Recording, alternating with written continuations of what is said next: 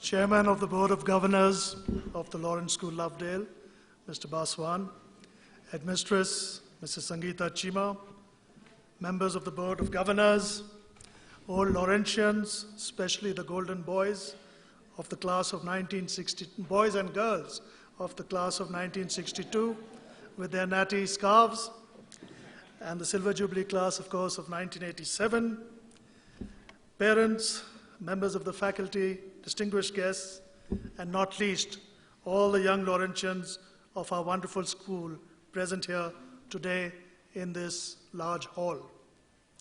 A very good morning to all of you.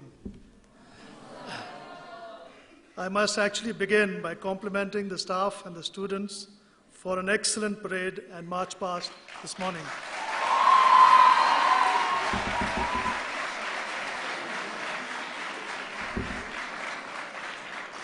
I was indeed most impressed with the smart turnout and drill, and believe me, it is not easy to impress an admiral in this regard. And I noticed that there was only one person actually who fell down. It used to be much more in our time. As you can imagine, I am indeed privileged, honored, and delighted to have been invited as the chief guest at this year's Founders. For an old Laurentian, there can be no bigger and greater honor.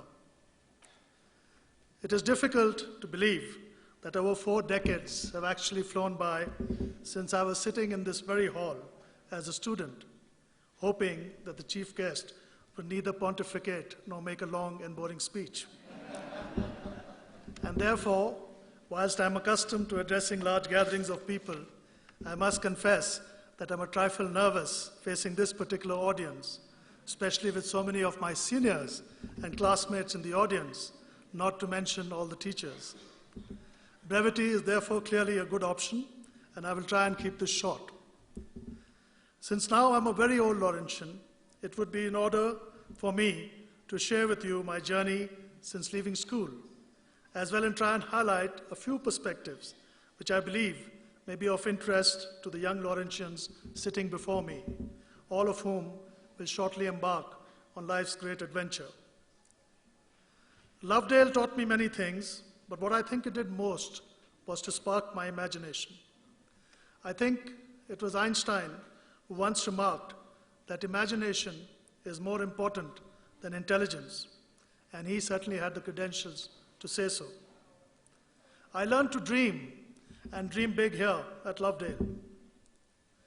Another trait I think I picked up in school was to persevere with one's dreams and objectives despite the trials and tribulations of the real world. In short, never to give in.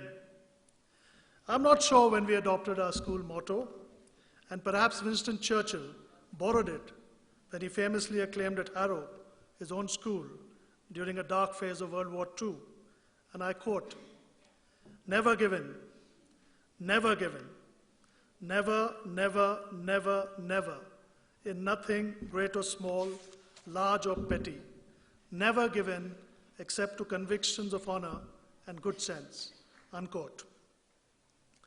These 2 lessons have served me well, as indeed they have helped countless others in meeting the challenges of life. Nothing moves without a dream, or if you will, without ambition. Ambition, which has unfortunately acquired a negative connotation because it sometimes translates into obtaining your objectives at all costs and without any principles, is nonetheless a fundamental trait which you must all develop. It is not just being about driven or being possessed or even about endless hard work. I can only say that to make some meaning of your life, to experience some measure of content, you must want to either be something or do something, or else you will end up as a drifter, and I have not seen too many happy drifters. So dream, for ambition is the spur to all else, whatever it may be, whether you want to be a social worker or a traditional professional like a doctor or lawyer. Without ambition, there can never be any real worthwhile achievement, let alone pursuit of excellence. Similarly, without perseverance or grit or resolution or whatever else you may want to call it, little is possible, for setbacks and failures are part and parcel of life. So, whenever you come to the end of your rope, tie a knot and hang on.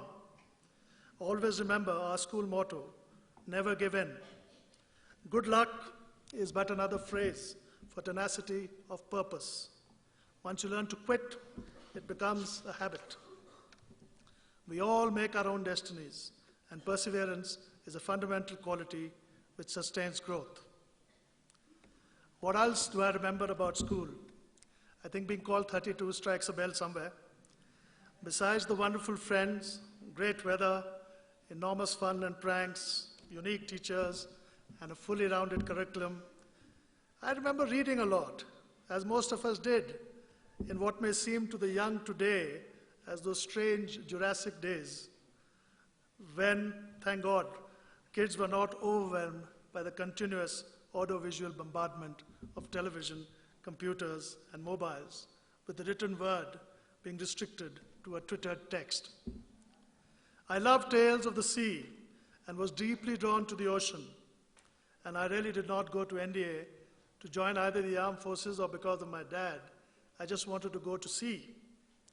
Very soon, I imagined myself to be a swashbuckling mariner, a combination of Nelson and Hornblower and Morgan the pirate, with a cutlass in one hand and never mind what in the other. In short, I caught sea fever, best described by Jane Masefield's poem of the same name. And I quote, "I must go down to the seas again, to the lonely sea and sky, and all I ask for is a tall ship and a star to steer her by. I must go down to the seas again, for the call of the running tide is a clear call and a wild call that cannot be denied." And of course, there was parallelly also the call to arms, brought about by my fevered imagination being exposed to books and movies of World War I and World War II, which were then still fresh in human memory. Forgive me for some more verse, but these lines from Macaulay say it all. "And out spake brave Horatius, the captain of the gate, to every man upon this earth death cometh sooner or late. And how can man die better than facing fearful odds for the ashes of his fathers and the temples of his gods?" So swept by the romance of it all and foregoing a scholarship to some higher temple of learning abroad, I fetched up at the National Defense Academy as a Navy cadet just 6 months after leaving school, and have since enjoyed every bit of my 40 years in uniform. It has been a roller coaster adventure, sailing the 7 seas, commanding wonderful warships, including, as you heard, the carrier, as well as the Western Fleet, the sword arm of the Indian Navy, besides many truly wonderful experiences that the Navy afforded me. And as they say, join the Navy and see the world. And having officially visited over 50 countries, I must say the recruiting slogan is spot on. I've spoken about 2 traits that Lovedale nurtured in me. Now let me dwell in brief on the 2 things that life has taught me, and almost everyone my age. First and foremost, don't waste time. And second, don't lose the natural curiosity and thirst for knowledge that we're all born with. Carpe diem, or seize the day, is the best advice anyone can give you. The worst thing you can really do without doing anything is just that, wasting time. Time is free, but it is priceless. Time waits for no one, and those of us who waste it always live later with the eternal regret of missed opportunities and experiences. Everyone realizes this sooner or later, but often when it is too late and the bird of time has already flown away and won't come back. As Shakespeare said, there is a tide in the affairs of men, which taken at the flood leads on to opportunity. Omitted, all of life is bound in the shallows and in miseries. So don't procrastinate. Get on with whatever you have to do. Every minute is always the right time to start living the life you have imagined. You must fill the unforgiving minute with 60 seconds worth of distance run. The second quality which leads not only to success, but in my view to happiness, is the spirit of inquiry. The pursuit of knowledge and truth is the most satisfying experience of all. To my mind, complete in itself and delinked from wealth or poverty, success or failure, and even health or illness. I'm not talking about the detailed knowledge or learning about one's profession, such as medicine or engineering or architecture, but the pursuit of general knowledge, often loosely termed as the humanities, which includes not only the philosophies and the histories and geographies, arts, music, and literature of mankind, but also an awareness about everything, such as what we know about our universe, our cosmology, about our planet, or geology, about living creatures, or biology, about man, or anthropology, not to mention archaeology, anatomy, astronomy, and I could carry on endlessly. It's even great fun to know all your wines and cheeses, your flowers and trees, the stock market, and even the races. The more you know, the more you'll want to know, not for any purpose or objective, but for knowledge itself, and it will make you a fuller and happier individual and a member of society. Alfred Lord Tennyson has best described this in his longing for knowledge which is actually present in all of us in his poem Ulysses, and I quote a part. I am a part of all that I have known, yet all experience is an arch where through glimmers that untraveled world whose margin fades forever and forever as I move. How dull it is to pause, to make an end, to rust unburnished, not to shine in use, as though to breathe were life.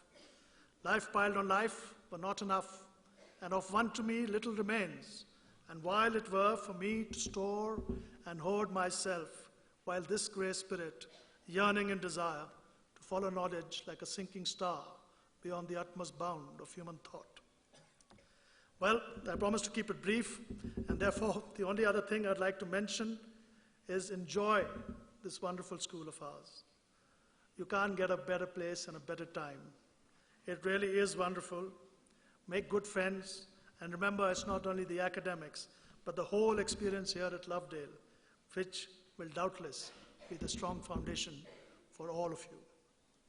I would like to conclude by congratulating all faculty and students for keeping the spirit, the traditions, and the value systems of this very fine institution not only alive, but also for continually trying to excel in all spheres, as you indeed have, and is so evident to an old boy like me.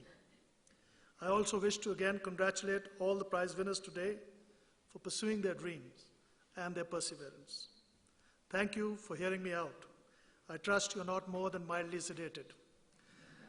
Good luck to you all. Jai Hind.